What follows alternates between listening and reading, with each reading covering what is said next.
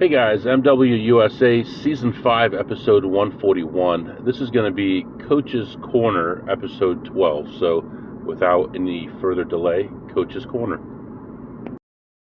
Good afternoon. This is Coach with episode 12 of Coach's Corner. Uh, we are just leaving Cozumel on a Princess cruise ship, so I had a little bit of time on my hands to put together another episode. This is actually June 1st, so we just finished the last couple of months, and that's part of what I want to talk about. I'm going to backtrack to the end of March. At the end of March, I won a total of $26,133 for the year. This was actually by far my lowest point over the last 5 or 6 years uh, as far as progression at that point of the year. My second lowest point was at 2022 when I was at $28,772. So I was $2,639 behind my worst start for the year at this point. Again, I've alluded to a little bit of that before, that I had a very slow start to the year. Well, the month of April saw me win a total of $21,203, and to put my year's total at $47,146, which was still my lowest and slowest start for any of the last 6 years. My next lowest was 2023 when I had a total of $47,392 in April, which was, uh, but was just a little bit more than where I was at this point. I turned around in May and won a total of $26,430. This ended up being my best month ever. Uh, Beat my prior best month by $3,388, which my second best month was February 2024 when I won $23,042. So that was my best month before this past month. One of the significant facts about these last 2 months was that since I've started doing this full time in September of 2020, I've had 7 months where I've won over $20,000, including the 2 last months. So prior to the last 2 months, I had a total of 5 months where I'd won $20,000 or more. After the end of May, I went from my worst start to my best point ever at the end of the month. I'm now ahead $73,576 for the year. My second best start was last year when I was at $70,840 at the end of May. So I'm now ahead of my second best year by 2,736. So the last 2 months, I've made a swing from being 3,000 below my best month ever, or best year ever, to being over 2,736. I mean 2,736 ahead of my best year ever. There's no guarantee this is going to finish as my best year ever. It's just a matter that you're going to encourage. You're going to in a profession as an advantage player, you're going to encounter cold streaks, and you're going to encounter what one of my friends calls what I'm currently on, which is a heater. Uh, the thing is, you don't need to get discouraged when you go through those cold streaks. They're going to happen. It's just a part of the ebb and flow. It's a part of variance, and they're going to happen to you. Continue to do what's successful for you when you're on down streaks, and make the tweaks or changes that you need to make to improve your success. I didn't do a whole lot different from the last 2 months from what I did early in the year. But one thing I did early in the year, one thing I'll continue to do is I take my father-in-law to the local casino uh, in the southern part of our town, and I take him. Probably if we're home, I'll take him 5 out of 7 days out of the week, sometimes 6 out of 7, sometimes every day of the week. He's 84. He's in a we have him. He can't hardly walk anymore, so he's in a electric chair. But he loves to go to the Southern Casino because they have poker, and he loves to make donations at the poker table. His his ability to read the table is not what it used to be, and of course, it's as a result of getting older. But he still loves to go play and socialize with the folks, and they definitely welcome a guy that if there's 3 diamonds on the board and he throws away the ace and 6 of diamonds when someone raises him, then they love to have a guy like that there. But he's actually, they really enjoy him, all the employees. He's a real sweet guy, and they really enjoy having him there. And so I spend probably about 80% of my time the last since we moved to this town on the western part of Arkansas. We spent probably about 80-90% of my time at this same casino with him. Uh, of course, when you're at the same casino, sometimes the access to machines is limited. Uh, I know during the times that I go, especially during the week, there are times when I may be the only AP in there, and there's times where it's just overflowing with APs. Uh, some of those times I actually just go play at the poker table myself. But anyways, so I kind of thought that was probably a little bit of why I was behind my pace early in the first 3 months. But I think one of the big differences was from April 23rd to May 10th, we went on the Princess Cruise that I talked about last episode, and I won the 10 plus 10K on that trip. And then the other thing that really is going to put me into what I really want to talk about was uh, in uh, in the month of May on a Friday the 23rd, I was taking my father-in-law to the Choctaw Casino, and I dropped him off, and I had to run some errands. I found one play, and then I ran to one of my buddies, and we talked for about 30 minutes because there's just nothing. There was like four other APs at the place, and so I left to take my car to get the oil changed, and met with one of my former students and wife, and we went out to eat lunch, and then we came back to the same casino, and I walked around, and nothing against Asians, but I saw 7 different Asian APs there all at the same time. It was about time for my father-in-law, and his domino buddy had gone with him, so it was about time for dinner at the retirement home. So I asked if they were ready to go, and they said sure. And so this casino is on the southern part of the town is the one that I do the majority of my playing at. There's another casino in the northern part of town that I don't play a whole lot at. They do have some promotions that I like during the week. You can put 15 points on your card and get $15 food voucher. On a couple of days, you can put 15 points on your card and play a kiosk game for free play. Usually, it's a minimum of $10. Sometimes it's more. Then there's another day where you put 30 points on your card and get $15 free play. So I like working some of those promotions, but I rarely go over there on the weekends. A couple of reasons is there's just a much more limited positive machines available there. And so, and there's oftentimes I'll go over there, and if I want to get 15 points on my card for those promotions, I can't find a thing on the slot machines, so I go to video poker to get my 15 points. So I don't spend a lot of time at that casino. Well, I decided once I dropped my father-in-law and his buddy off that I'd go over there for the evening and play a little bit. I'd just go check it out and see what's going on there. Well, I started finding plays right and left uh, for one of my the same buddy I talked to earlier in the day was over there when I arrived there. Uh, we played a little, and then we played enough to get 100 points to actually go eat the free buffet, and then he left. And after that, I just started finding stuff left and right. I was playing quite a bit. I was finding some good plays. I was putting a lot of points in my card, and at 10 or 9 p.m., I won the drawing for $2,000.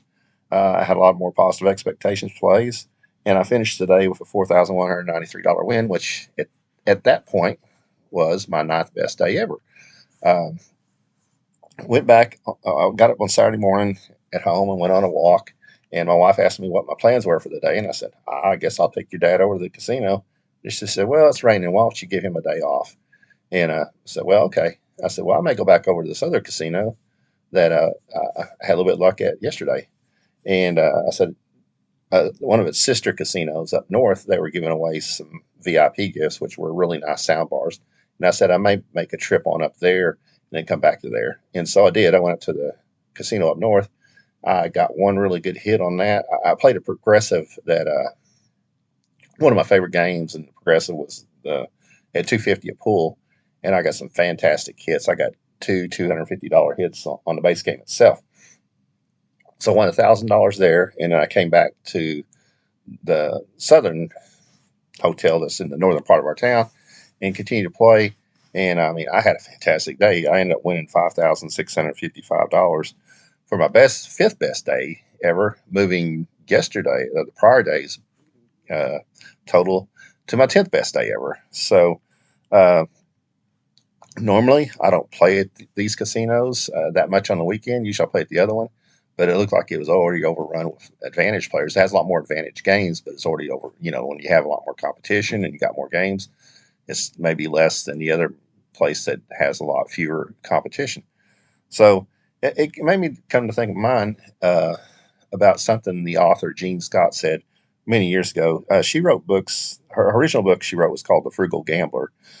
She's one of those retired teachers, real sweet, lady. Then she followed up with a book called More Frugal Gambling, and then she wrote a book called The Frugal Gambler. And then she followed up with a book called More Frugal Gambling. And then she wrote a book called More Frugal Gambling. And then she followed up with a book called More Frugal Gambling. And then she followed up with a book called More Frugal Gambling. And then I think her third book was something called Tax Advice for the Frugal Gambler.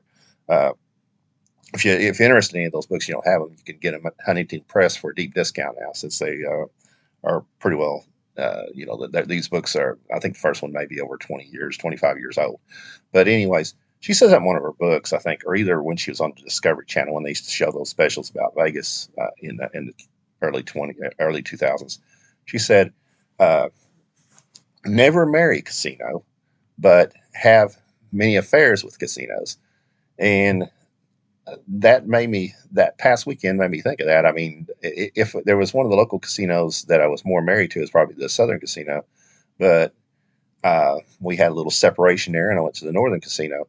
So I think one of the key things you can generate from this as an advantage player is don't get married to the same casino.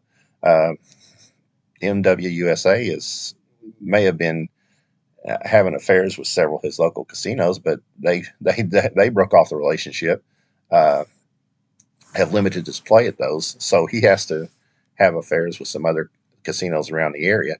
There's many different factors that can make you move from casino to casino. One thing may just be what I experienced the other week was just such a huge influx of other advantage players that you can't hardly find anything anymore. Uh, Casinos change their inventory, especially slots, and you may run out. The inventory may be deeply depleted, and you have to go up to other places. A lot of the trouble you run into, though, is if you want to have affairs with other girlfriends or other casinos per se. Sometimes you have to travel a little bit further. Uh, you're going to have to maybe hopefully not have to travel as much as 6 or 7 hours like NW has to, but you may have to go and maybe go and explore other regions, even like what NW's been doing. Uh, there's nothing more exciting, I think, as far as being an AP is going into new casinos that you have not been into before, and just exploring the place and see what you can run into. Are there opportunities there that you don't see anywhere else? Are there, uh, does this casino have they not changed their inventory for 5 years? Do they have some old AP games that don't exist anywhere else anymore? And so some of that's part of the fun part too. Uh, Another thing too is don't make first impressions the way you deal with a casino, because there's a casino up in the Miami area of Oklahoma. Uh, there's several casinos that are under different tribes, and I think there was an episode of uh, Gambling for an Edge where Mickey Cream kind of called out that area a couple of years ago. The area, and here's another thing too, is the areas will change even. During the time Krim talked about that, the area was, I considered, a gold mine. There was very few APs there.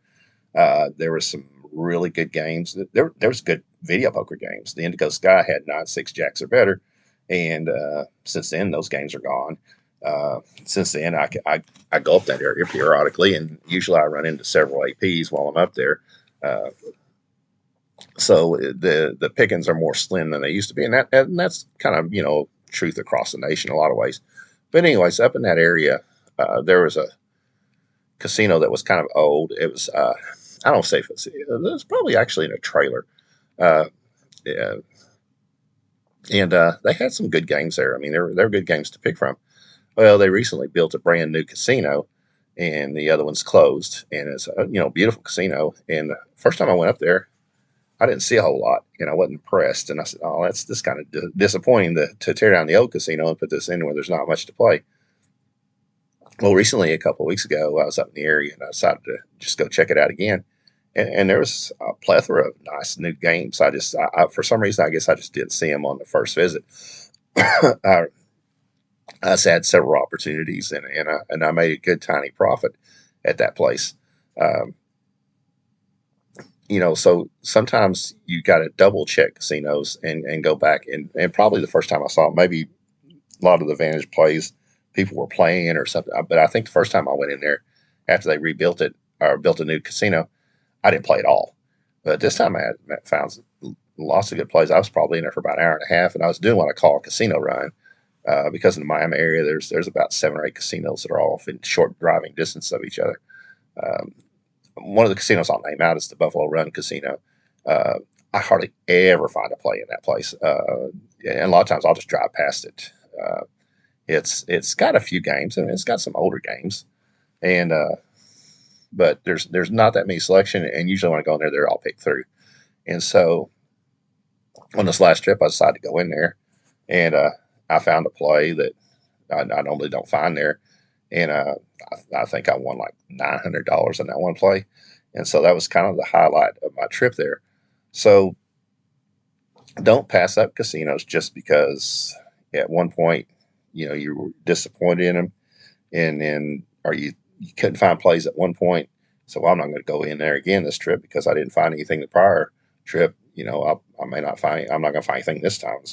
It was your normal thoughts to think that. So understand those aspects. You need to think about. Don't especially if you're going right past the place, go in and check it out. And see what it's all about. But again, don't get married to that one casino because you're going to be limited on your options as far as plays, limited on your opportunities, and begin limited on what you can contribute to your bankroll. Uh, Even within systems of casino companies, things can change. I'll give away a little bit as far as Oklahoma. In northwest Oklahoma, I mean northeast Oklahoma, it's mainly the other than the Miami area, and it has. If you ask the local, it's pronounced Miami, not Miami, like Miami, Florida. But other than that area, the northeast part of Oklahoma is mainly owned by the Cherokee tribes. Uh, they have about 8 or 9 different casinos up in that area, and they have all the same players club, and they within those casinos, the Hard Rock Casino in Tulsa is what I call their mothership. Uh, it's the main casino, and then they have some little casinos that are probably about as big as 3 basketball courts, and or maybe a little bit bigger, but not much bigger. But those casinos will there's one particular casino uh, that I love to go to, and it's a real small one, and every time I go in there, I find some progressives that I like. I find usually really good plays. And then the last time I went there was zero. There was nothing. And so I'm not going to give up on that casino because I know that. I mean, and actually the time for that went in there, I saw 2 young guys I'd never seen before that were playing some of the progressives. They did leave a few plays, but they were playing some of the progressives, so they kind of knew what they were doing. But anyways, I used to not be a big fan of their players clubs, and I did not try. Especially after COVID, I went through a period where I didn't even try to reach a certain level. Now they've become a lot more generous as far as their comps, become a lot more generous as far as what they give their VIPs, and so I've maintained the top tier for the last 3 or 4 months. I mean, last 3 or 4 years after they kind of changed their policies in southeastern Arkansas. I'm sorry, southeastern Oklahoma is mainly the home of the Choctaw tribe, and the Choctaw tribe's main casino is in Durant, and they've traditionally been very generous on their comps. They have a lot of extras if you reach their top tier level, and so I give their places a lot of play. One of their particular casinos in Broken Bow was what I considered a gold mine a couple of years ago. Um, they had a lot of great games. They had a lot of older AP games. They even put in 3 or 4 progresses during that time period, and I just love that place. It was one of my favorite places to stop at. About a year and a half ago, they just gutted the inventory. There's only a couple of positive expectation games left in the place. It's there goes the affair. It's over with, and so but it's that in the Cherokee I've maintained top tiers.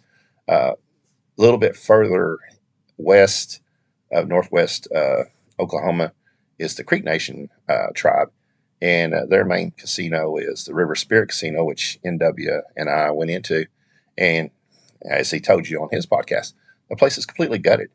Uh, a couple of years ago, I'd reached the second highest tier because they had some great games.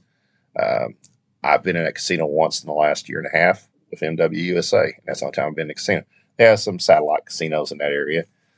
If I'm in the area, maybe going to play at a Cherokee casino, there's one right across town, and one particular place I'll go over there and just check it out. But I don't try to even come close to maintain the second highest tier, which I had at another point because there's just no reason to.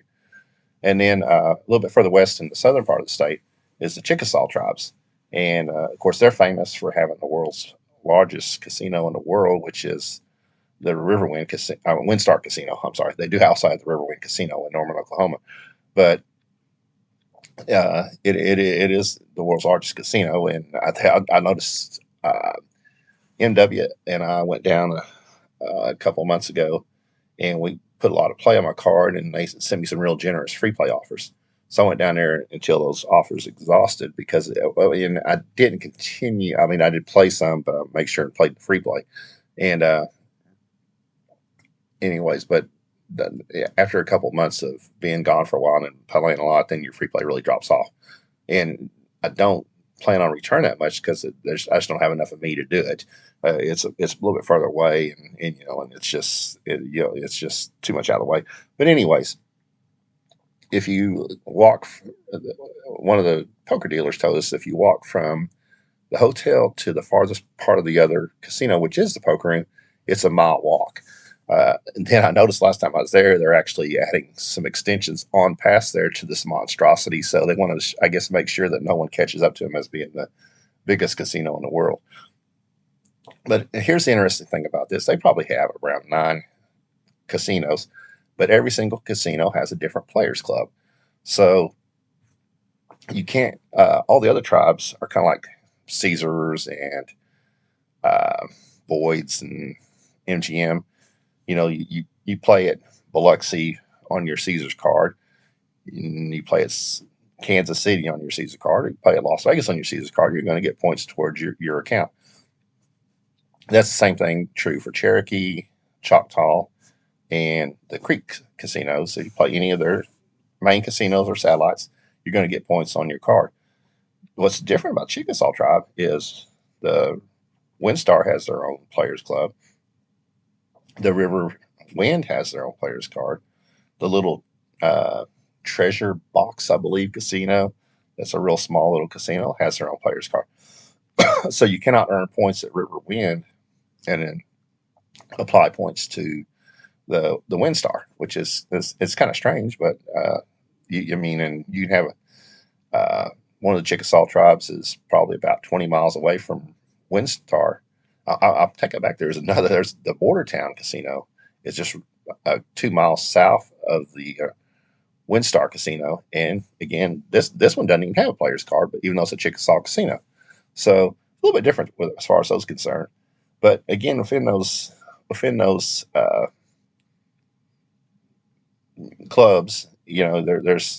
there are casinos that I've gone to more often, and there's been casinos that I've gone less often because the opportunities just drive at one casino, and then they improve at other casinos, and so there's other ones that I'll go to more often. So, but anyways, you've got to be flexible if you want to be a successful advantage player. You've got to make sure and understand that one opportunity at one place may be there for a while, but again, it may not be there 2 months from now. And so, be aware. Keep part of the being a winning player is not so much just going there, but doing some homework, finding out where there are good. If are there good promotions that you can take advantage of, or there are things that can add to your positive balance at the end of the month. So hopefully this concept has been helpful. Again, when you go through those down periods, understand that's just part of variance.